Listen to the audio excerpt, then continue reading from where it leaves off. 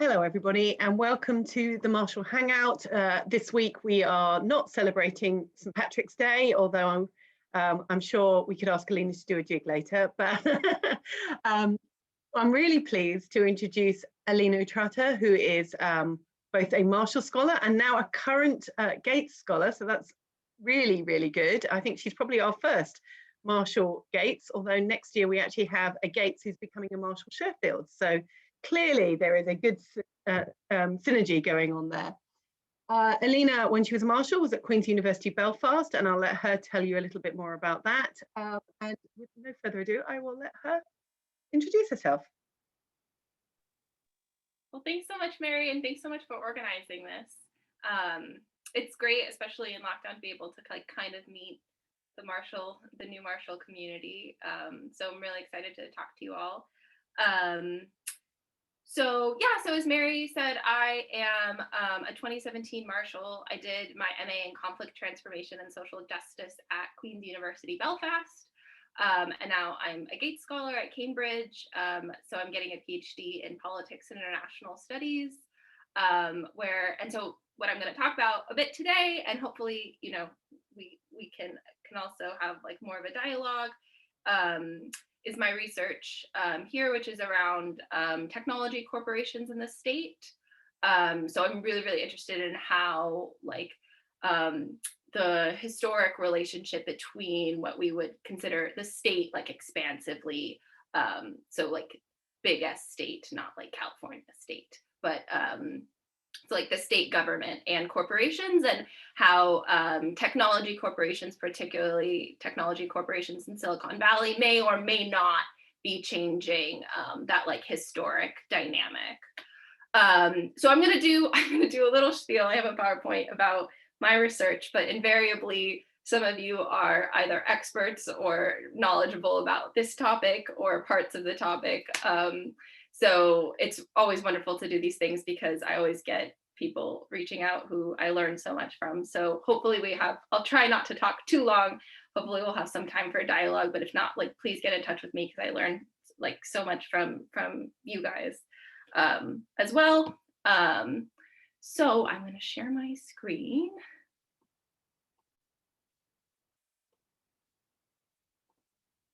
Okay. Okay, so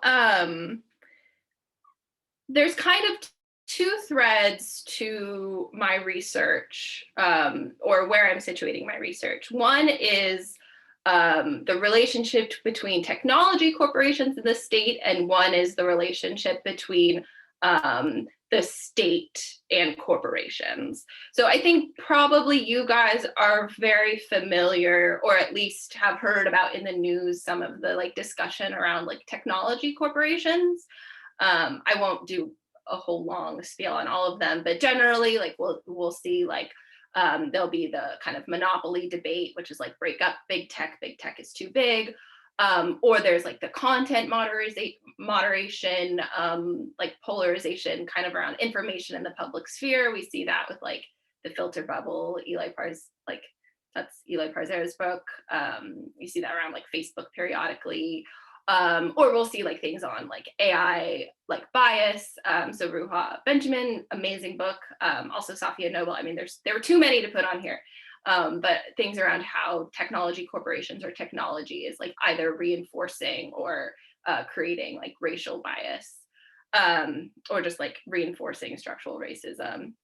I won't go into all of that, but one thing that I do really want to talk about that I think has made its way into the public sphere is the Age of Surveillance Capitalism. And some of you, even if you don't study this, probably have heard of this if you watch The Social Dilemma on Netflix. And Shoshana Zuboff's book, I mean, there's been a lot of critiques of it, and there's aspects of her work, particularly how it doesn't quite deal with race or the colonial aspects of what she's talking about. But essentially what she has said is that the problem with technology corporations is that they extract tons and tons of data from us, their users. So when you're on Facebook or when you're on Google or whatever, these companies are tracking you, and then they sell that data or share that data either with the state or with digital advertisers. So, we see examples of this, like, for example, like Amazon's Ring, which is its like camera service, is that the footage of like your house or something may be shared with like police departments. So that's selling it or sharing that data with the state. But there's also some concern around how it's being shared with like non-state actors. So, and I think this is the big thing that happened with, some of you guys might be aware of the Cambridge Analytica scandal. So that's this idea that these corporations like Facebook are so powerful and have such control over the information sphere that they can actually like manipulate public opinion. So the Cambridge Analytica scandal, for you guys who didn't follow or only followed a little bit, was basically Cambridge Analytica claimed that using Facebook's data and tools, they were able to like deploy a highly effective PsyOps campaign in the 2016 election, which like pushed it towards Donald Trump. I'm really skeptical of that model and of Shoshana Zuboff's argument. I think a lot of what she said is right about the extracting data and sharing it with the state, but I'm kind of more skeptical around this idea of being able to engineer public speech or the public sphere. And I think one of the best books on this, if you're interested in reading it, is Tim Hwang's Subprime Attention Crisis, where he says that actually digital advertising doesn't work. Facebook has, I think it's currently being sued. I think this is like the 4th lawsuit for advertising fraud. So Tim Hwang documents really well how just really poorly digital advertisements work. But that what is actually happening is that corporations like Facebook and Google, and to some extent Amazon, which we'll talk about, is using that digital advertising revenue, which is massive amounts of money, to subsidize other parts of their corporations, which have essentially become like digital infrastructure. So things like email or Google Maps or whatever that we don't pay for is being underwritten by essentially an advertising bubble. And he says that the real danger is that bubble is going to pop. It's going to be maybe worse than the 2008 financial crisis. So that's the one thread. That's the technology corporations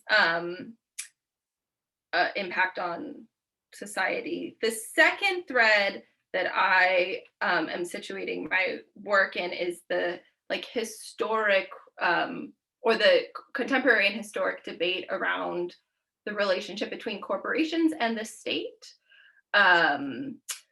So the corporation, for those of you who are in politics or in international relations, has been pretty under-theorized in politics. And when it is, generally what we talk about is like multinational corporations that, in the age of globalizations, corporations have become so big and transnational that they're undermining the nation state. Or we talk about like outsourcing. So Chiara Cordelli has a good book out called The Privatized State, where she essentially says that like the state is outsourcing so much of its core government functions that we are actually potentially becoming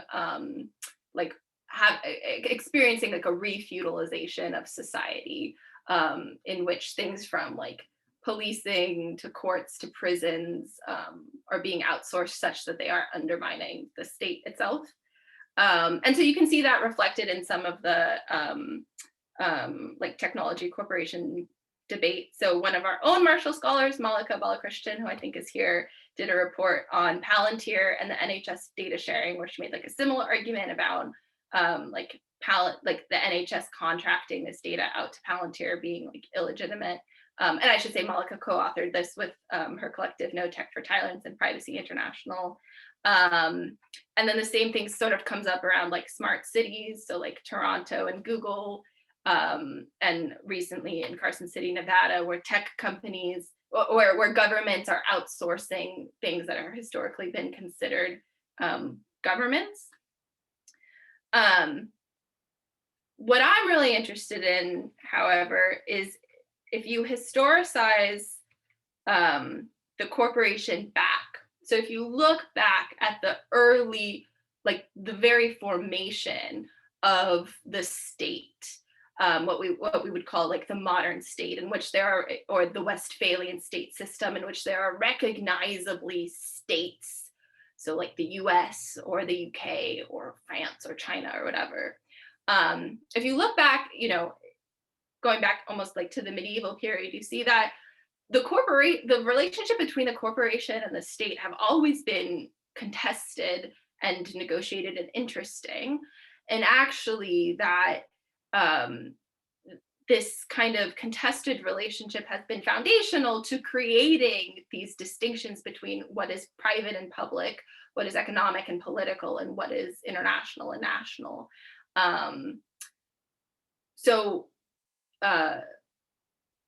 The like earliest corporate forms in the European context were these like community governance structures. So things we think about like cities, guilds, churches. And it was only in the 1600s when the corporate form like joined with the like joint stock venture and with limited liability that we get what we think of as corporation today as like a business enterprise. And so these are some of my, if you guys are looking for some interesting books on the company state, these are some of my favorites that I've read recently, which found that, you know, the company state, so things like the British East India Company or the Dutch East India Company, which existed sort of as the state was being formed, did things that we would historically consider to be within the purview of states. So the British East India Company, for instance, had the power to wage and declare war, collect taxes, mint coin. You know, at one point, the company itself ruled, in quotes, over more people than existed in the British state. And so these company states were part of like how our conceptions of what should be considered like a state function and what should be considered like a private corporate function developed, and that this has been kind of contested over time. So if you look at like the early US state period, you see that corporations were way more tightly controlled than they are now. So corporations in the early like American period, in the early US state, had to be, you know, you had to have a charter by a legislature. And often you had to have a public interest, and usually for like creating like infrastructure. And it's only, you know, as you know, the US developed that now you have kind of the right to incorporate. But all of this is just to give a little bit of history and context to the fact that the relationship between corporations and the state has always been complicated. And so what I'm really interested in is to see how technology corporations fit into this history, whether it is a repeat of the past or whether something new is happening. So I'm going to give a couple examples of, very briefly, of technology corporations doing things that we might consider like, or their relationship with the state. And I'll try not to talk too long. And then hopefully we can have a little bit of a dialogue just to kind of give some ideas about what I mean. So the first I want to talk about is Amazon. So Amazon is a ginormous company. I mean, they do cloud computing, they do e-commerce, they have Amazon Air. This is my favorite quote by Franklin Foer, who did a really great Atlantic feature. Said, if Marxist revolutionaries ever seized power in the United States, they could nationalize Amazon and call it a day. And so, but just to focus on one aspect of Amazon's business, which is its e-commerce platform. So Amazon's e-commerce platform has been called like the gateway to e-commerce. I think it's like 70% of e-commerce happens on Amazon's platform. And so a lot of people who sell on Amazon Marketplace depend on that platform for their livelihoods, and often they'll have employees as well. But Amazon, so because of its platform power, Amazon has become essentially a type of like private law or private court. So when people, Amazon, like say Amazon suspects you of fraud or suspects that you've had like fraudulent reviews or something, they can kick you off their platform, or they can demote your search ranking algorithms, or they can lengthen your shipping times. And essentially what this has resulted in is this sort of like private alternative dispute resolution mechanisms through which third-party sellers will like appeal to Amazon as if it were a private court. And because Amazon doesn't allow, it essentially forces sellers to give up the right to go to public court, it operates as a sort of like private law space in which it has a type of tyrannical power over sellers. And this isn't the case with just Amazon. So Rory Van Loo, who's a really, really excellent laureate academic, has written about the rise of alternative dispute resolutions of Facebook, Airbnb, Google, and Amazon, in which essentially these corporations act as sort of like private courthouses. So it's like the corporation as courthouse. And so this is Frank Pasquale, who says, in functional areas from room letting to transport to commerce, Pearsons will increasingly be subjected to corporate rather than democratic control. For instance, who needs city housing regulators when Airbnb can use data-driven methods to effectively regulate house letting and then urban planning generally? So this is like some of the ramifications, though, of this are that like there aren't the types of controls or restrictions or limits on what we would see in like public state courts, where you have to have fairness or certain Amazon can take into consideration like how profitable you are for the corporation when deciding your dispute. So that's one example, is private law. A second aspect where technology corporations are increasingly starting to act as what we would historically consider state power is digital identity. So if you think about like prior to like let's say like essentially the modern state, right? The ability, like the issuance of like travel passes were often issued by a variety of different corporations, like obviously the church, but also your employer. And there's a really excellent book called The Invention of the Passport by John Torpy, which shows that like how the state slowly but surely began to monopolize what he calls like the means of movement. And so now we think of like the state or the government as the only legitimate entity that can like offer you an ID card, so like a passport or a driver's license. And we can see like with the Brexit debate, right, this question of who is the legitimate entity to give me an identity card is really, really important to people's lives. However, increasingly in an online space, you see technology corporations operating as essentially like brokers of a digital identity. So you guys probably have like experienced this anecdotally in your life, right? When you go to another website and it says, hey, do you want to log in with your Facebook account, right? In which Facebook is operating as a sort of like private like account of identification.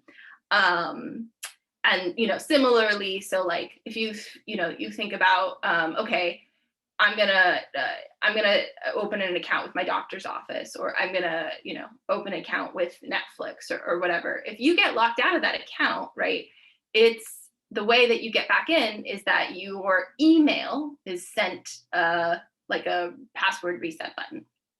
But an email is an identity that is given to you by a private corporation, and that private corporation can revoke that that identification whenever it wants. So we see that with Facebook tossing people or banning people from its site, sometimes for reasons such as that we would consider legitimate, like hate speech, but oftentimes just for no reason, like you get swept up in like a bot ban, and there's no kind of way to no real recourse that you have to get your accounts back. So that's like the mediation of digital identity. We also have, so sort of at a more local, like in a more local setting, Google, if for those of you who have experienced living in the Bay Area, you know that the Bay Area's public transportation system is quite lacking, especially if you're coming from a British context in which you can actually take trains or buses places. But so the Google Corporation has this fleet of Google buses, which will offer like basically a shuttle service around the Bay Area to its campuses. But what this has resulted in is like a kind of a tiered public-private transport infrastructure in which like Google Google employees have access to a type of like infrastructure that we might consider to be within the responsibility of the state, or at least a type of like public entity. And so, for instance, if you are a Google contractor, you are like a janitor at Google, you can't access these Google buses. So on the one sense, like we could say, oh, well, it's public transport. This is not a core function of the state, but increasingly we are, or I should say, we do also see this type of like public-private like creation of private types of services that we would associate with public entities. So for another example, in 2013, Facebook gave, I think it was like around $600,000 to Menlo City. It was a grant to hire a police officer, which would be stationed at Facebook's, like around kind of Facebook's campus. And then we saw a few years later in 2017, Facebook made a philanthropic donation. So this was not a grant, but a philanthropic donation to Menlo Park City for Vice uncovered emails, which basically showed that it was with the understanding that like Facebook, that Menlo City would create like a police unit that would be used that would be deployed around the Facebook campus. So on the one hand, you could say, well, this is an example of a corporation like participating in the like public life or helping the government or whatever around where it's located. But Rob Reich, who's not the labor secretary, but the Stanford political philosopher, wrote a really interesting book around how philanthropy can sometimes like subvert what we would consider like democratic processes. So many people in Menlo Park City would say, well, that's really nice that Facebook gave us some money, but like deciding whether we want more police officers or where we want those police officers deployed is a public and therefore like democratic decision that should be taken, and therefore like Facebook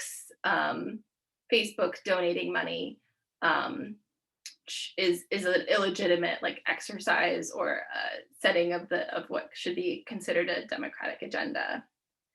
And then the other interesting thing I think about these technology corporations is that they are often beneficiaries of like large amounts of public money that come from the state. So like if you guys haven't read Mariana Mazzucato's book, The Entrepreneurial State, it's really excellent, where she essentially shows that like the state is against what could often be called like a libertarian or entrepreneurial narrative about like why corporations are successful, particularly like technology corporations, as a result of like ingenuity and hard private private business or whatever. She shows that like the United States in particular has had like massive amounts of funding to private corporations. So one interesting example is Tesla's Elon Musk. So Elon Musk, for those of you who stay up to date with Silicon Valley news, is one of these kind of like libertarian, like tech entrepreneurs who has like his car company Tesla is for like it's essentially like green energy cars. They're electric cars. If you're from Silicon Valley, you see them everywhere. And I'm in Cambridge now, and I also kind of see them a lot of places. But Musk's combined ventures, so not just Tesla, but Tesla, SpaceX, Solar City, have received $4.9 billion from the state in terms of like grants, tax breaks, investments, and subsidized loans. And yet, so this shows like the technology corporations are benefiting from state support, and yet Tesla, so like about this time last year, Tesla was ordered to shut under an Alameda County health order because of coronavirus. And although Elon Musk initially complied, he later said that he would be opening the factory in violation of the county's health order, and that if the county did not allow him to open the factory, that he would move the factory to, I think, like Texas or Denver or something. And he might have done that anyways. And ultimately, like the county changed the health order such that it was possible for him to like open the factory legally. But this raises an interesting question around like where exactly the power lies. Like Tesla's ability to essentially like in many ways just say like no to like a county or a government issued law versus like Tesla's dependency or like benefiting from state subsidies. And so then my last example is Amazon's cloud computing arm, which is really interesting. Like cloud computing in general, I think is quite interesting, and this tends to be kind of under discussed in the technology debates. But a really large portion of the internet depends on Amazon's AWS for like cloud computing, which is essentially like hosting like their data. And like in the private sector, there's been a lot of accusations against AWS that they use the data that they derive from hosting like what are essentially competitors' businesses on their like cloud computing platforms to like either clone popular products or like otherwise spy on competitors. And then we also see, like, it was really interesting in January after the Capitol Hill attacks, AWS kicked Parler, which is like a right-wing social media site, off of AWS. So they said, we're terminating services because of your failure to like essentially like moderate, I think it was hate speech, but to moderate objectionable content. And Parler was able to ultimately find another cloud computing provider, you know, I think a month or two later, but it essentially resulted in Parler going offline. So it's interesting, the cloud computing has consolidated the internet. But also the state relies on AWS's cloud computing. So it's estimated that around 6,500 government agencies use AWS. So, and that includes things like the CIA, NASA, right now in the news, the DoD's cloud computing, the Defense Department's cloud computing contract, JEDI, has been kind of controversial. AWS is trying to get it, but right now it's very complicated. But it is true that like really large parts of the state are dependent on Amazon's cloud computing to host their services. And what are the ramifications of like that state dependency on private infrastructure? So I want to kind of conclude by saying, I've perhaps foolishly, I've like titled this piece about why you shouldn't work for Silicon Valley companies or consulting companies.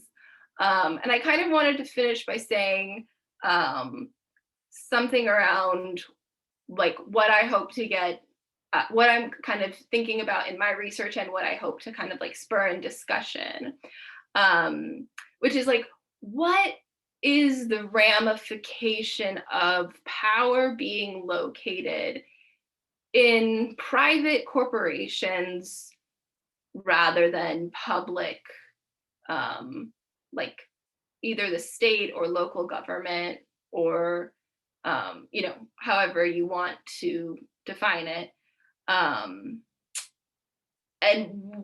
how perhaps that should make you, or how I hope it kind of raises issues around what to think about for those of you who are currently marshals and are currently studying and thinking about doing next, like how you think about where you are locating like your skills and talents and capital and time and energy.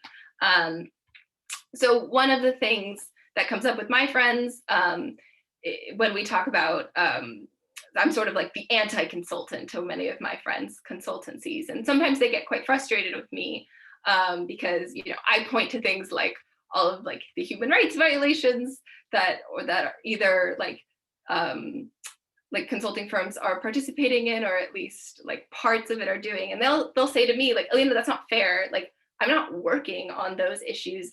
I'm working on like, say, like consulting for a city or consulting for something quite positive. Sure, that's happening, that's a problem, but like I'm not doing that.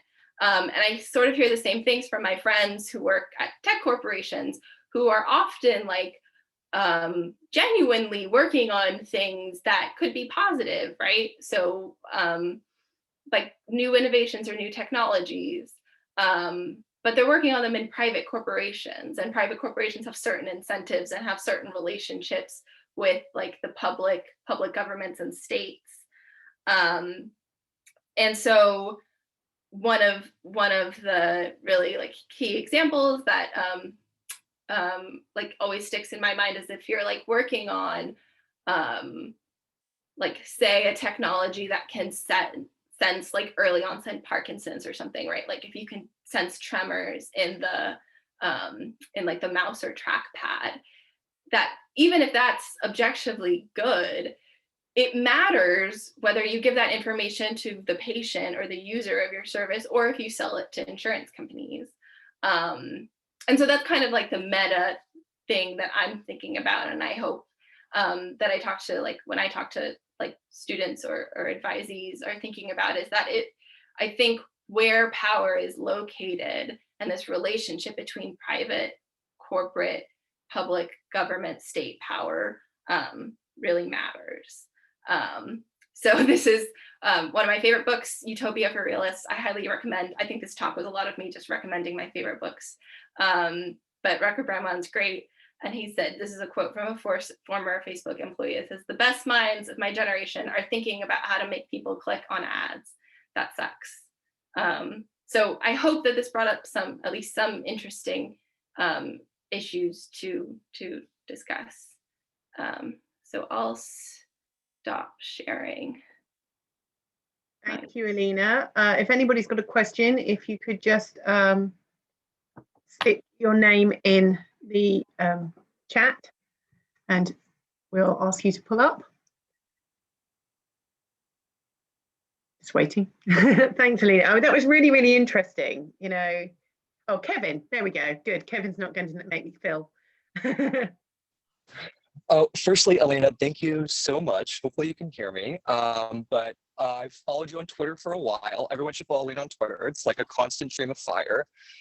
Also very much appreciate, I think you're also one of the handful of marshals whose work has included work on Eastern Europe, which is really cool. I believe you might be Czech American yourself, which is uber dobro. You know more about me than I do.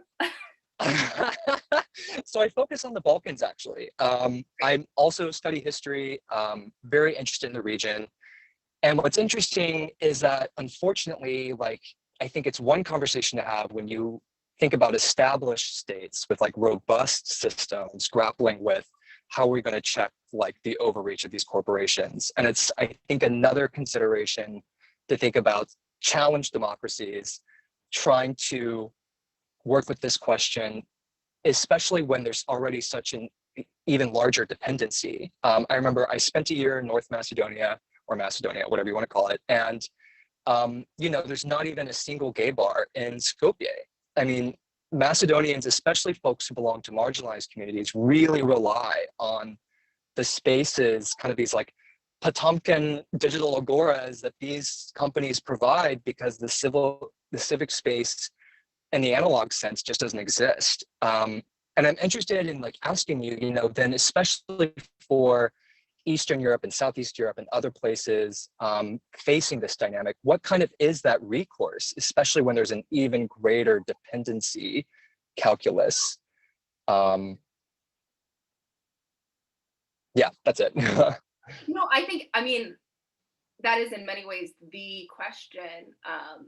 So Kira, who I think is here, is I think so. The way that I would think about it is I kind of think about it as a nexus. So Kira and I just had a podcast discussion about this. And one of the things we were talking about is, you know, there's kind of a nexus between not just like the state and people and corporations and people, but like states, corporation, and people. So like your example of like the LGBT community. So like in many ways, right, like private corporations can create spaces that like either publicly or like in a sense like the real like non-digital world is dangerous to exist. But those like private corporations can be dangerous spaces too, you know, it's particularly when we think about like data sharing practices. So like if a private corporation, like you know, you like Tinder or Hinge or whatever, and you give them your sexual identity, if they share that with the state or whatever actor, like that can be quite dangerous too, right? So I think you're right to bring up that sometimes private corporations can exist in spaces that allow people to get away from like maybe coercive state or community structures. But I think those private corporations always then also operate as sort of like coercive or like dangerous dynamic. The question around though, like how like maybe like I not like if you're not America, or like if you're not the US, the EU, or China, like how do you regulate these corporations, I think is challenging. Right, what weight do you have? Yeah, absolutely. Yeah, and it's really really tough. And that's why I think like the historicizing the relationship between corporations, particularly like transnational corporations and the state and local communities, is really, really important, because this isn't like necessarily new, right? Like private power has operated, I hesitate to say internationally because that's like a modern term, but right, like has had the, you know, globalization has existed far longer than the 1970s, right? But what what that means in practice is often really, really hard, because it is true that like private corporations, like American private corporations operate as almost like quasi-colonial power over. So if you think about like, I don't know, like just, for example, like in Cambodia, like I think this was like 5 years ago or whatever, Facebook was trying out, like they're like, oh, what if we made news feed a different, they were just playing around with it. And they're like, okay, we're going to roll it out in Cambodia. And it ended up being like campaign time, and it affected elections. And then, thinking. Yeah, I remember like Google Loon trying to operate those like Wi-Fi balloons over China. Yeah. Yeah, or thinking about like even, then there's like, they're often not incentivized to help human rights violations. So like in Myanmar, for instance, like you saw like ethnic cleansing genocide being like facilitated on these platforms, and Facebook didn't do anything about it, because it didn't really care unless it affects its profit. So I guess what I'm saying is I don't have an answer for you, but just that, like, I would say the teasing out that nexus of like private coercive, like state public coercive, and like people power is really tough. But I think like you have to make sure it's like a triangle, like a nexus. But that's a non-answer. Okay, I think Gabby's got a question for you. No, it's interesting. Thank you. Hi, thank you so much for taking the time to speak with us today. This has been such a fascinating conversation. I just, when I was listening to your remarks, it was making me think a lot about Wendy Brown's book on neoliberalism, and how she broadly describes or defines neoliberalism as the commodification and financialization of every person, business, and interaction on Earth. And I think that what you're getting to, or what I took away from your presentation, is that the effects of profit-driven big tech are seen at worst to be value neutral. The effects are seen to be preventable, reversible, and we know that that's not the case. So I just wanted to ask, how would you broach the conversation with your other Marshall friends or with your Marshall colleagues who are working for these organizations to convince them that actually these effects are harmful to these corporations' short and long-term interest in and of themselves? And as a follow-up, secondarily, would you consider that this neoliberal model of big tech is on its way out with the Google antitrust lawsuit and other legal challenges coming down the pike? Thank you so much. Yeah. First of all, I'm reading that book right now. I'm like on the first chapter. I'm obsessed with it's the neoliberal stealth revolution, I think is the one that you're talking about. So, but I haven't finished it. So, but yeah, I think for me, that's kind of the question I'm grappling with right now, which is, like, if we think about the relationship between the tech corporations and the states as a new, or like an update in the history of corporations in the state, is the outsourcing of government functions to technology corporations, like what is it doing to the state and government? I guess, like, to your point around like how to discuss, or I think it was like how to bring that up with other Marshall scholars. I guess, like, for me, I think about it in like an academic sense, and like I would kind of present it precisely as you presented it.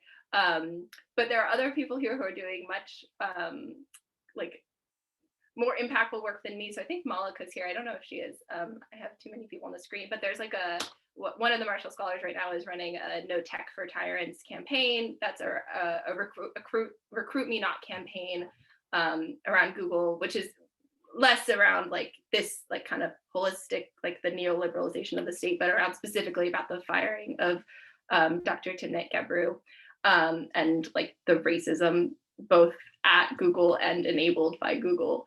So those are the conversations like that I'm kind of having, and I have been having with my tech friends in the Marshall community and others. And sorry, your second question, Gabby, could you remind me?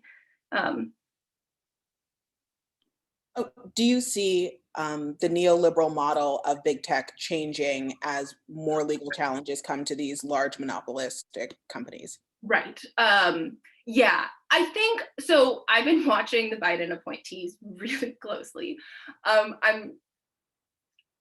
not that optimistic about what the Biden administration is going to do, just because of the number of people who are associated with big tech and kind of the revolving door. But the appointment of Lina Khan and Tim Wu really have made me wonder. On the other hand, I think that the anti-monopoly, like antitrust framing, is just like kind of like one bit of like, I think that the antitrust framing can often be just like, okay, corporations are too big, let's like cut, like slice them up and make them smaller, but like the model is fine and let's continue on. It's just like that when we're at the like most extreme end of this model, which is monopolization, that's when it's hard. Whereas I think of it as, and one of my colleagues at Cambridge here is actually writing a book on it, that if you use a more expansive understanding, like the public utility model, to think about like the role that corporations have in society, and that like more holistically or expansively we should think about regulating them or think about what to do, that is ultimately more useful. So like I am supportive of the antitrust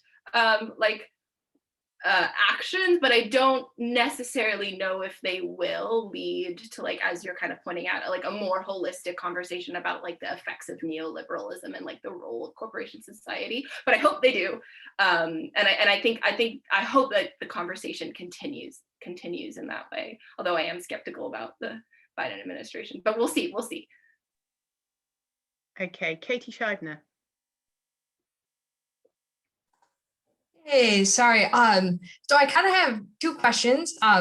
Thank you so much though for like the presentation. It was really interesting, and I wrote down like every book title, so now I have a long reading list. But essentially, what I was curious about was, first of all, like, are there lessons that we can take from other sectors where we see somewhat similar conversations with like moves toward privatization over essential services like medicine or food, like, you know, like privatization of like farms or pharmaceutical companies? Can we take any lessons there and apply them to, you know, this issue with big tech? And then second would be just kind of like, do you have any recommendations at this time of like what we could do instead, like from a governing standpoint? Like, how can the US government, I guess we just take the United States, develop the infrastructure to not have to depend on you know, something like AWS to host a lot of his cloud services and stuff? Yeah, awesome question.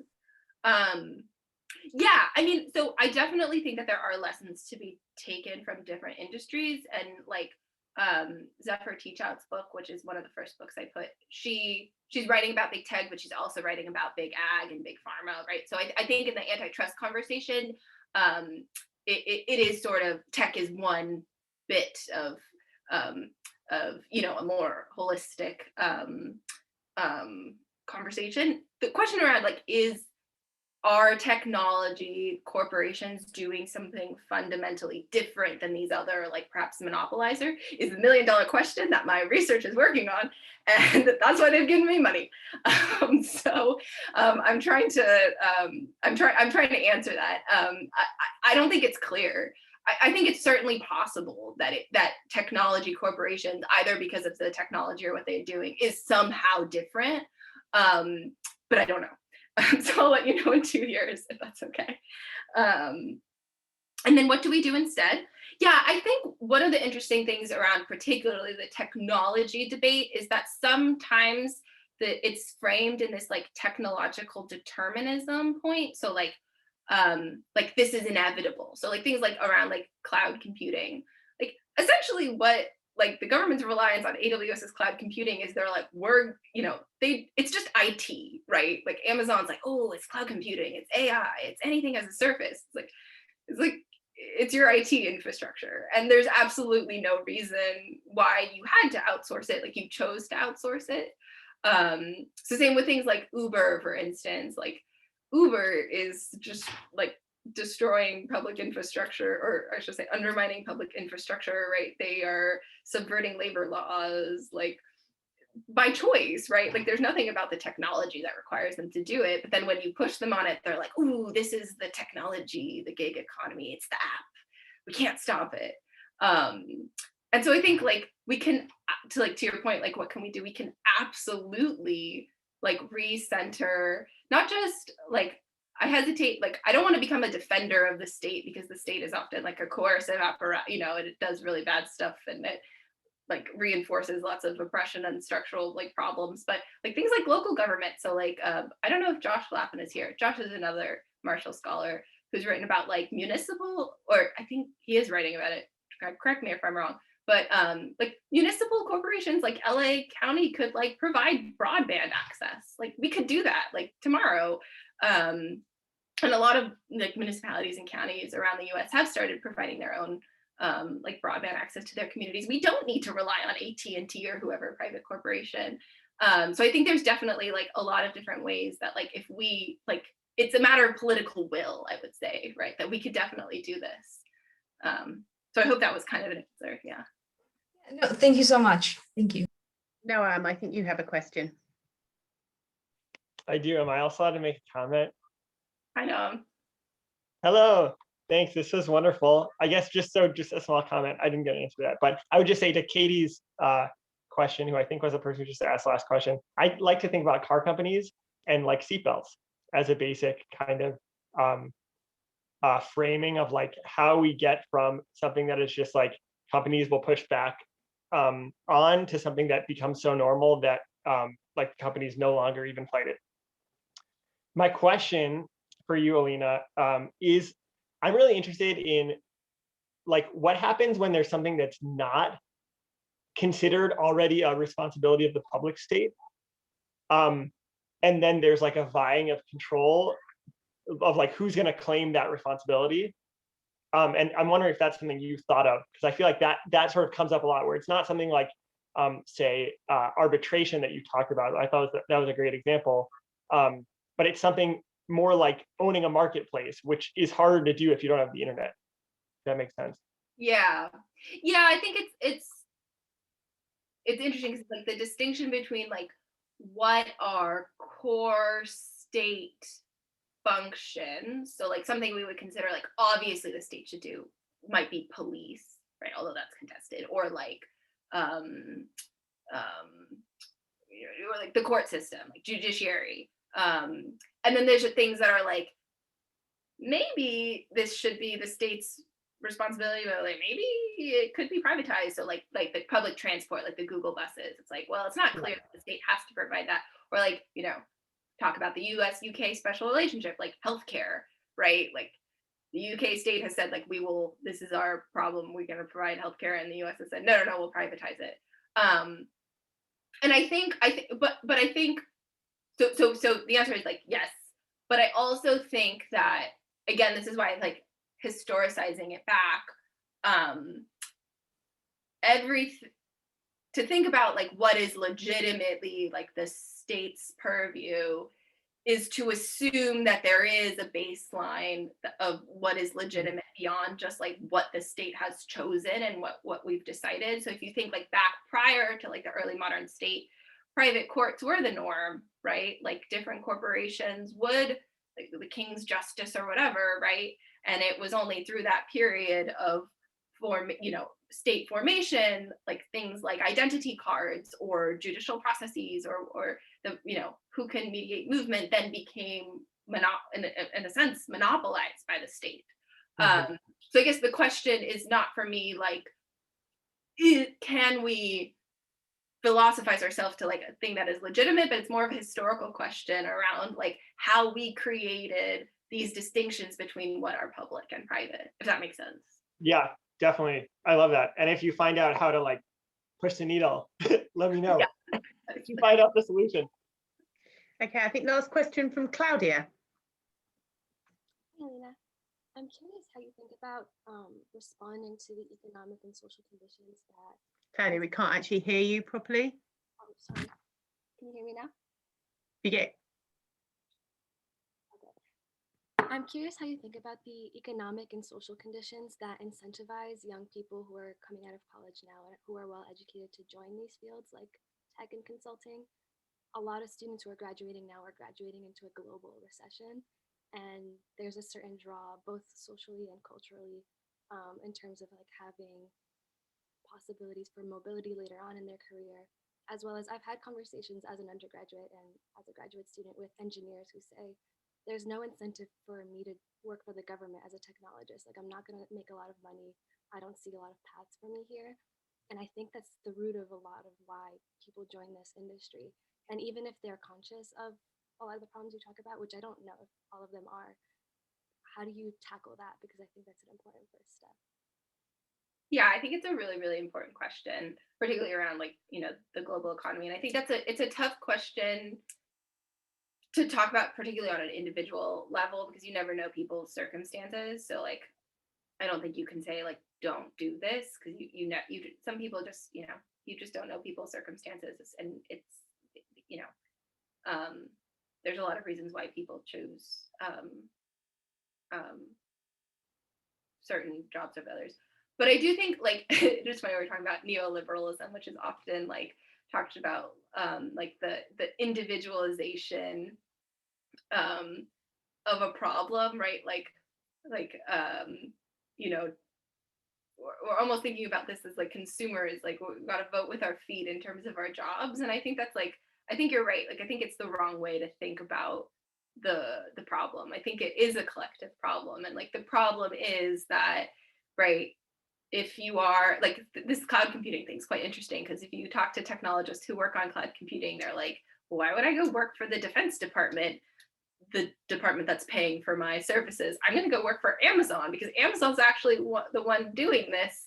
The Defense Department's contracting out. But I think also, as you highlighted, right, it becomes a self-reinforcing cycle that then people will go, you will choose to work at Facebook or Google or Amazon or whatever, and then that reinforces it because that's where like power, capital, or attention is. So I think realistically, I think like thinking about where you work and having conversations around like what job you are going to pick is one step. Often for me, that is like the segue into conversations with like either my friends or colleagues who otherwise aren't really thinking about it. It's like, oh, I'm going to work here. It's like, oh, well, you work here. Let me send you an article about what they're doing. And sometimes, sometimes that does spur individual action, and that can be really powerful in the collective, right? Like this No Tech Retirement campaign, right? When, it maybe doesn't matter if I say I'm not going to work for Google, but if I get like a whole petition of hundreds of people who say we won't, then that matters. So I think you're right. Like, you're right to point out that the answer is not an individual choice, but like hopefully like having conversations around where you work and like what the ramifications of that are spur more collective action in a number of senses, and like ultimately do lead to change. And at least if you talk about it and you like identify and articulate the problem, that it might help. At least that's my perspective on it. Okay, well, thank you very much, Alina. I've been asked to ask you to make a book list so that we can pass it on to everybody that attended, or at least you can send it out to me and I'll share it. If anybody wants it, just let me know and I will share it. So thank you very much for doing this. I think it was really interesting and very challenging. I think it's a really interesting field and a way of looking, just another way of looking at the world, of how all the technology is changing how we see the world and how we deal with the world. So thank you very much for volunteering to do this. I really love to see you again. It's been great. And thank you everybody for attending. We're going to take a break next week for the Marshall Hangouts, but there will be a new one in 2 weeks' time, and I'm hoping to get that flyer out soon. But in the meantime, thank you very much. Have a lovely rest of the day, evening, and I hope to see you all soon. Yeah, thanks so much. And feel free to get in touch if you want. Bye, everyone.